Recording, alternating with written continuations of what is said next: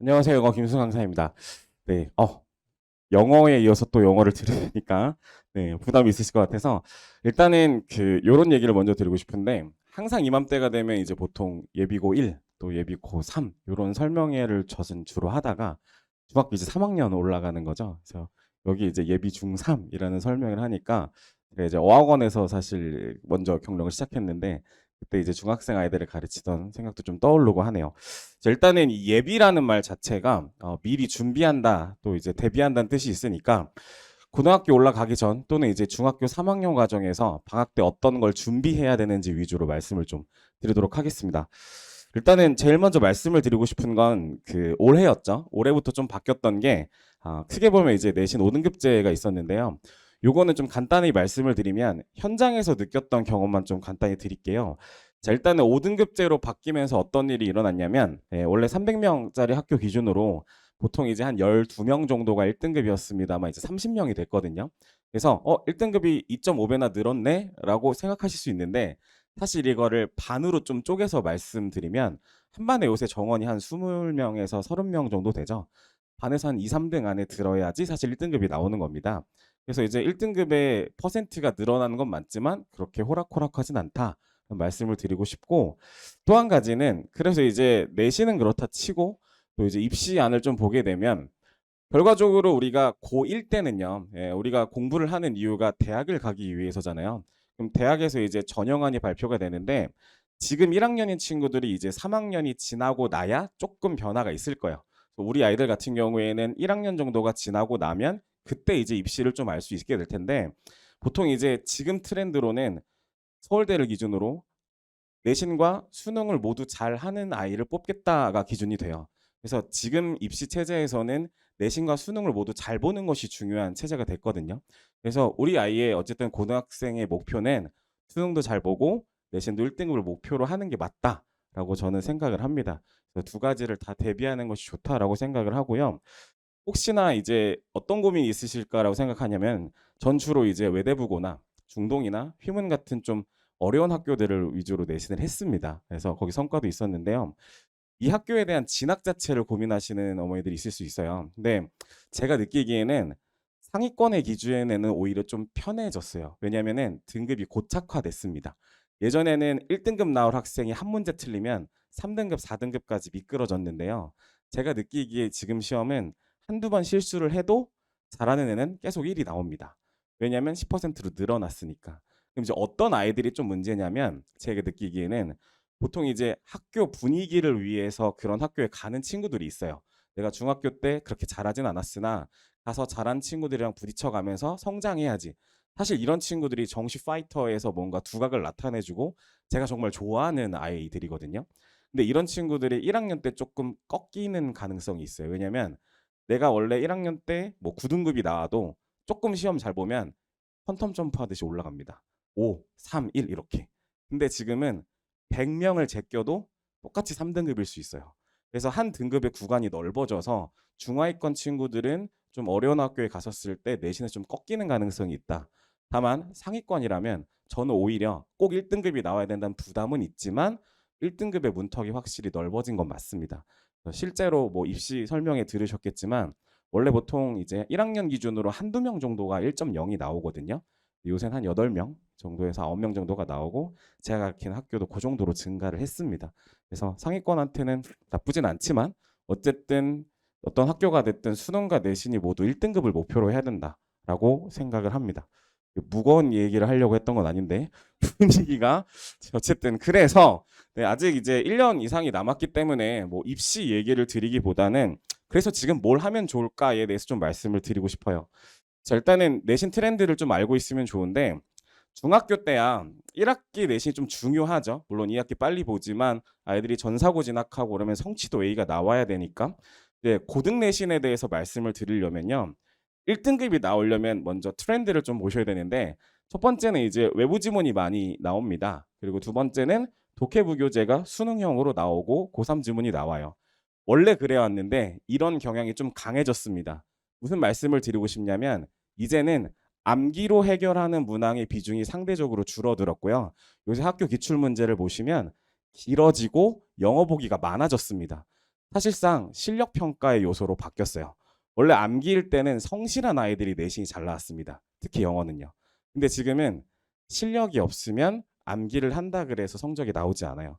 그래서 지금 중3, 고1 시기에는 실력을 키우는 공부를 해야 됩니다. 그게 가장 큰 포인트고요. 서술형은 여전히 등급을 가르는 요인입니다. 다만 문항을 보시면 예전에는 영작 비중이 많았거든요. 어법이랑. 근데 전통적인 영작과 어법 말고도 서술형이 다양해졌어요. 그래서 내용일치의 보기를 고른다던가 요약문을 완성하곤다 하는 독해문항의 비중이 많이 증가를 했습니다. 그래서 당연히 우리 아이가 예비 고1이라면 문법도 물론 중요하지만 독해를 하는 것이 맞습니다. 근데 우리 아이는 중3이잖아요. 그래서 제가 왜 문법의 트렌드를 맞췄는지를 이따 말씀드릴 거고, 이 가장 큰 원인은 GPT입니다. 그래서 GPT를 굉장히 시험에 많이 쓰고 있고요. 그러다 보니까 단어도 조금 어려워지고, 그리고 독해 비중, 즉 읽어서 풀어야 되는 문항이 많아졌습니다. 그래서 평소에 실력을 키우는 공부를 해야 된다라는 포인트를 잡아드리고 싶었고, 실제 문제를 보시면 문제 자체가 어렵진 않습니다. 근데 뭐가 문제냐면 우리 아이가 지문을 공부했지만 그걸 바탕으로 새로운 글을 읽어서 문제를 풀어야 돼요. 그래서 결과적으로 시험에서는 실력을 평가하는 요소가 강해졌다. 오직 실력을 기르는 공부가 지금은 필요하고, 내신 때는 뭐 하는 거죠? 그때 암기하는 겁니다. 그래서 평소에는 실력 기르고 내신 때는 노력하는 거, 이 두 가지가 맞춰줘야 1등급이 나온다라는 말씀을 드리고 싶습니다. 자, 수능 영어는 제가 이제 예비고3 설명회 때 한 2주 전에 미리 말을 했었는데 한 3%대 나올 것 같다라고 했는데 실제로 이제 3%대가 나왔고요. 사실 이거는 중요하지 않습니다. 왜냐하면 한 7%에서 10%대가 이제 그 평가원의 기조거든요. 그럼 우리 아이가 볼 때 절대평가가 쉽게 나올지 어렵게 나올지는 몰라요. 다만 절대평가기 때문에 3개를 틀려도 1등급이 나오잖아요. 그래서 수능도 당연히 1등급이 나오도록 포커스를 맞추는 게 맞고, 우리 아이들 지금 어학원 탑반에 있거나 좋은 학원을 다니고 있으면 수능 문제 풀어보면 가끔 이런 아이들이 있습니다. 쌤, 저 뭐 이번 수능 어렵다는데 오늘 하나 틀렸는데요. 다 맞았는데요. 그럼 이제 그 아이를 똑같이 수험장에 데려가서 풀리면 그 등급이 나오냐? 확실하지 않습니다. 자, 뭐 시험에 대한 긴장감 때문에도 있지만 아이들이 문제를 바라보는 접근 방식이 달라요. 왜? 중학교 때는요, 부담도 없지만요, 전체 지문을 해석하지 않고 느낌으로 풀어도 답을 맞추면 넘어갈 수 있어요. 근데 우리 아이가 점점 영어 실력이 늘어가면 해석을 합니다. 근데 문제는 완벽하지 않게. 그래서 오히려 공부를 하면 할수록 성적이 떨어지는 기형적인 아이들이 있어요. 근데 그 이유가 뭐냐면 안 보이던 것까지 해석이 되니까 옛날이었으면 그냥 넘어가요. 뭔 말인지 모르겠는데 대충 이런 거겠지. 근데 이게 뭔 말일까 하는 순간 틀리는 거예요. 근데 그런 걸 노리는 게 이제 수능 시험의 특징이거든요. 그래서 사실 수능은 좀 과감하게 말씀드리면 지금 푸는 거는 사실 의미가 없습니다. 왜냐면은 지금 수능을 푸는 게 아니라 이 아이가 해석이 되는 상태에서 독해력을 잡아주는 단계가 필요하고, 근데 예전이었으면 그게 고2였으면 저는 개인적으로 고1 시기에는 수능 체제를 좀 바꿔주는 걸 추천드립니다. 정리하자면 예비 중3 때는 문법이나 구문을 잡는 게 맞다라고 전 생각을 하고요. 예비 고1 때는 독해력을 길러야 되고요. 예비 고2 때는 수능 공부를 해야 됩니다. 제가 갖고 있는 생각이에요. 그래서 이렇게 생각을 하고 있습니다. 자, 그래서 이제 실제 커리큘럼도 저 같은 경우에는 1학기 내신이 끝나면 바로 이제 수능반으로 이어지거든요. 이게 이제 고1 커리큘럼이고요. 자, 그러면 정리하자면 결과적으로 내신이든 수능이든 실력 중심의 평가로 바뀌었고, 모르는 문장을 바로 해석을 해야 되니까 이런 것들을 길러야 된다라는 얘기인데, 예비 중3 시기에 그럼 뭘 해야 되냐? 실력을 길러야 됩니다. 그럼 실력을 기르려면 뭘 해야 되냐? 일단 테스트를 해서 이 아이가 어느 정도 성적인지는 정확하게 알아야 돼요. 한창 레벨 테스트 많이 보러 다니실 거라고 생각하고 아이들이 정말 싫어하는 거 압니다. 자, 근데 레벨 테스트의 허와 실을 좀 말씀드리면요. 똑같은 아이가 어학원을 한 4군데의 시험을 봤을 때 레벨이 다른 경우가 있어요. 진짜 잘하는 아이라면 모든 반이 균일하게 나와야 되고 하는 말이 똑같아야 됩니다. 근데 특정 어학원은 문법에 강점이 있는 학원이 있고요. 특정 어학원은 단어의 수준이 높은 학원이 있고요. 특정 어학원은 독해의 비중이 센 학원이 있어요. 그래서 이 아이가 레벨 테스트를 봤을 때 등급이 중구난방인 경우가 있습니다. 실제로 저도 어학원에서 레테를 보고 상담을 할 때 이런 경우도 있어요. 본인의 나온 점수가 이 친구 독해는 괜찮은데 문법은 좀 모자르다. 그래서 반을 낮추던가. 또는 최하위 반이 나오면 학원에 등록을 안 할 거니까 조금 오래 다니거나 친구가 있거나 하는 이유로 레벨을 올려주기도 합니다. 심지어 어떤 학원은 레테 결과를 무시하고 친구가 데리고 왔는데 얘 전교권이에요 라고 하면 최상위 반을 줘요. 예. 근데 이런 레벨 테스트를 하고 오니까 아이들이 어떤 느낌이냐면은 어학원에서 탑반이었어라는 얘기를 되게 많이 하고 중학교 때는 영어를 잘했어라는 말을 너무 많이 합니다. 자, 어학원의 레테를 디스하는 건 아니에요. 근데 어학원의 태생적인 레벨 테스트의 한계상 2시간 또는 3시간 안에 4가지 영역을 다 시험을 봅니다. 근데 그걸 바탕으로 3개월에서 6개월짜리 커리큘럼을 짜서 아이들이 어학원에 가면 주 2회 수업을 할 때 문법, 듣기, 독해, 단어를 다 해요. 그럼 아이들 입장에서는 이거 4개를 다 하고 있는데 어떻게 느는 거에 대한 체크가 좀 어렵습니다. 그래서 사실은 저라면 방학 때 또는 내신 기간이 아닌 시간에는 선택과 집중을 하라는 말씀을 좀 드리고 싶었어요. 그래서 아마 나중에 예비고일 되면 문법 특강도 많이 듣고 단어 특강도 다니고 하는 것 같은데 지금 시기에도 어학원은 물론 좋지만 특정 영역에 좀 약점이 있거나 이 부분을 집중적으로 채우는 게 좋다라고 생각을 합니다. 자, 이 동네 기준으로 말씀을 드리면 좀 슬픈 게요.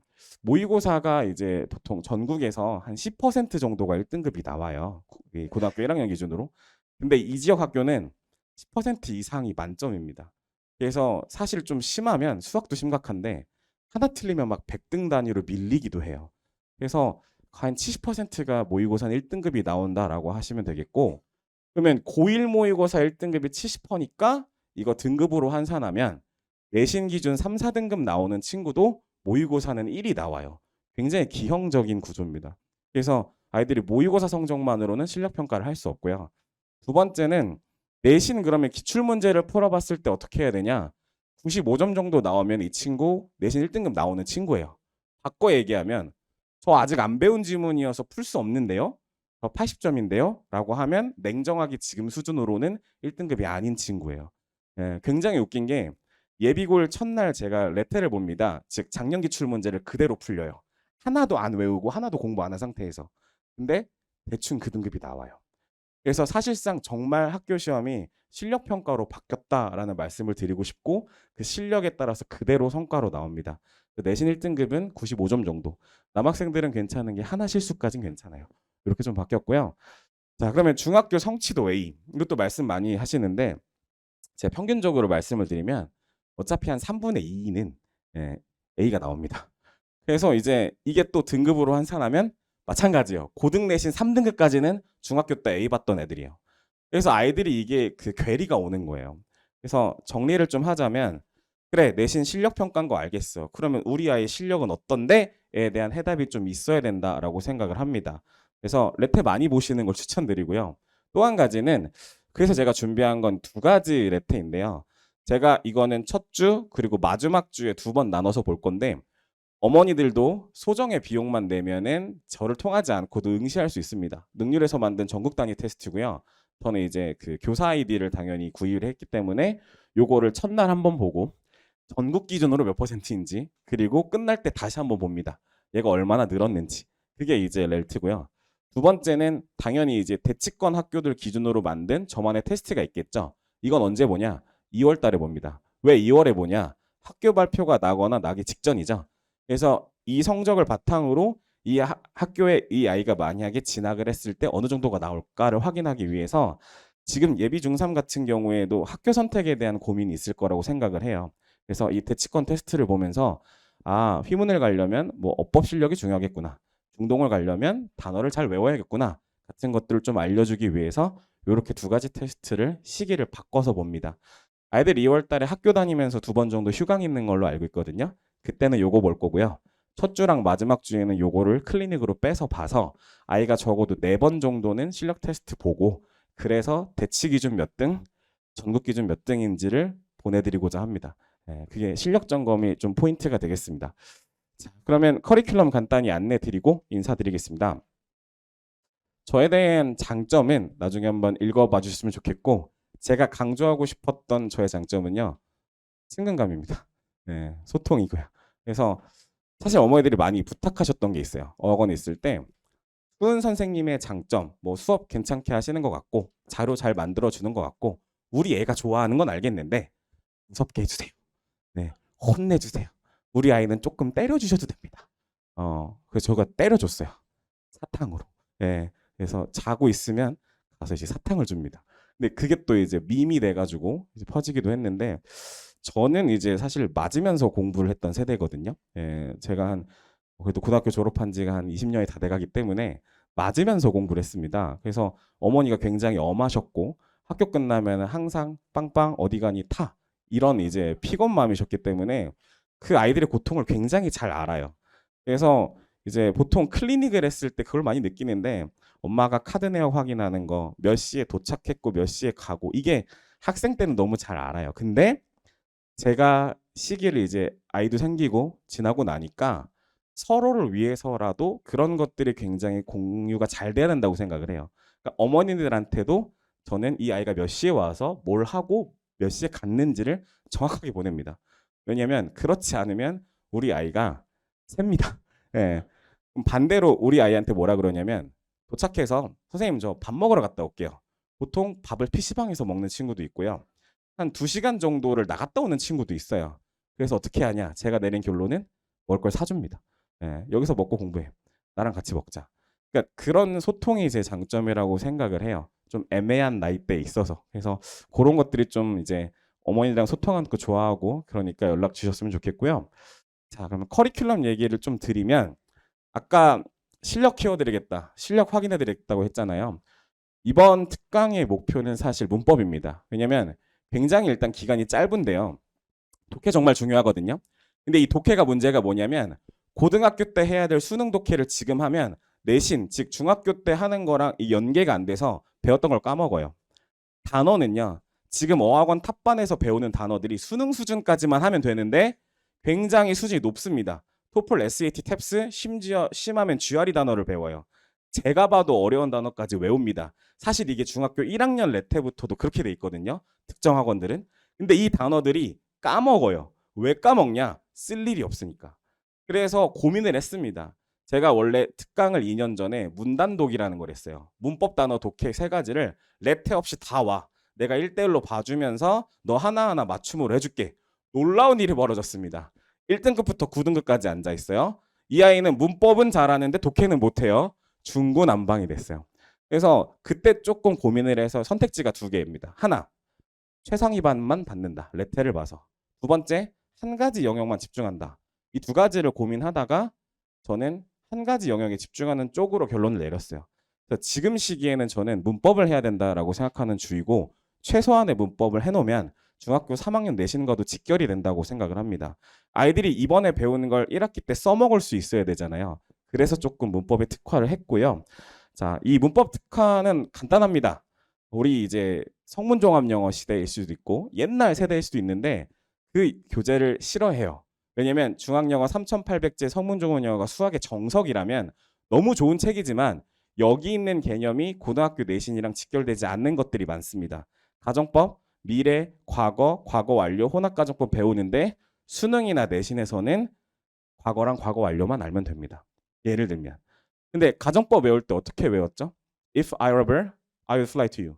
내가 새라면 너에게 날아갈 텐데. 그리고 애들이 외웁니다. 아, 가정법, 과거형, 현재 사실의 반대. 그러면은 내가 새라면 날아갈 텐데 반대니까 나는 새가 아니어서 너에게 날아갈 수 없어. 그게 아니거든요. 같은 예문으로 이거예요. If I were 차은우, I would happy. 내가 차은우라면 행복할 텐데. 그러면 현재 사실의 반대라면 난 차은우가 아니어서 불행해. 저 행복합니다. 무슨 말씀을 드리고 싶냐면 아이들이 개념적으로 외우기 전에 문법을 공부하는 가장 좋은 방법은요. 개념은 단순해야 돼요. 다만 공식처럼 문장 하나를 외워놔야 됩니다. 그래서 천일문 같은 교재가 뜬 거거든요.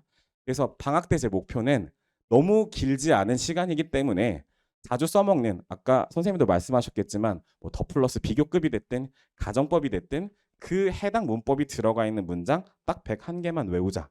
그게 제 포커스입니다. 그리고 또 한 가지 단어 외워야 되잖아요. 근데 우선순위라는 게 있습니다. 저는 동사만 외우게 할 겁니다. 왜냐면 동사가 문장의 뼈대이기도 하고요. 예를 들면 define 정의하다 ASB라는 구조를 외워요. 그러면 독해로 확장하면 A랑 B는 똑같은 거예요. 그래서 요거를 구문을 잘 하면 독해에도 써먹을 수 있거든요. 그래서 철저하게 줄이고 줄여서 공식 101개랑 동사고 500개만 완성하자가 제 방학의 목표입니다. 그래서 아이가 문법 개념을 언제든지 써먹을 수 있게 공식처럼 만들어 놓는 게 제 목표다라고 생각하시면 될 것 같습니다. 개강일은 이제 7일 개강을 하고요. 제가 이제 내신이 끝났습니다. 그리고 원래 이제 고3 강의를 좀 많이 했었는데 많이 정리를 했어요. 왜냐면 내신에 좀 집중하려고. 그래서 제가 12월 달엔 사실 시간 만수루입니다. 그래서 우리 아이가 벌써 한 4명 정도는 레테를 보고 갔는데 아까 말했던 렐트라던가 아니면 대치권 뭐 실전 테스트를 미리 보고 싶다 하면은 보내주세요. 예, 그러면 제가 이제 닭강정 하나와 그다음에 성적표 딸랑딸랑 들어서 기분 좋게 보내도록 하겠습니다. 그래서 진단 봐드릴 거고요. 자, 수업에서는 당연히 문법 공식 암기하고 동사 암기하는 거에 집중할 거고 아이들이 제 수업을 듣고 나면 적어도 8개 정도 학교의 대치권 기출 문제는 한 500문제 정도 달랑달랑 들고 종강을 할 수 있을 겁니다. 그럼 이 문제를 이제 학교 내신 기간에 또는 중간중간 풀 수 있도록 해서 기출문제 워크북 따로 있고 그리고 개념서 따로 있어요. 그래서 아이들 얇은 책으로 수업 듣고 과제는 두꺼운 책으로 할 수 있게 이렇게 좀 자료 구성했습니다. 네, 참고해 주시고요.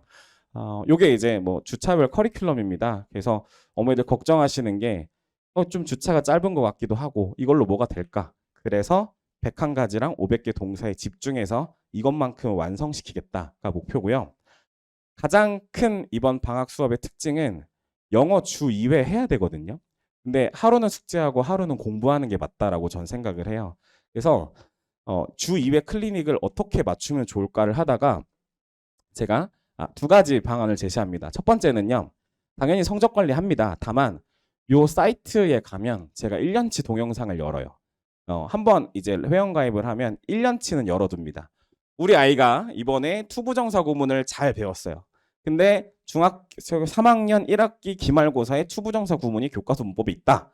다시 볼 수 있게 열어둡니다. 이게 첫 번째 해결책이고요. 두 번째는 주 2회처럼 해야 되잖아요. 그 하루 클리닉을 어학원에 있었을 땐 장점이요. 제가 없더라도 코 티칭을 하기 때문에 다른 쌤이 담임쌤이 있어요.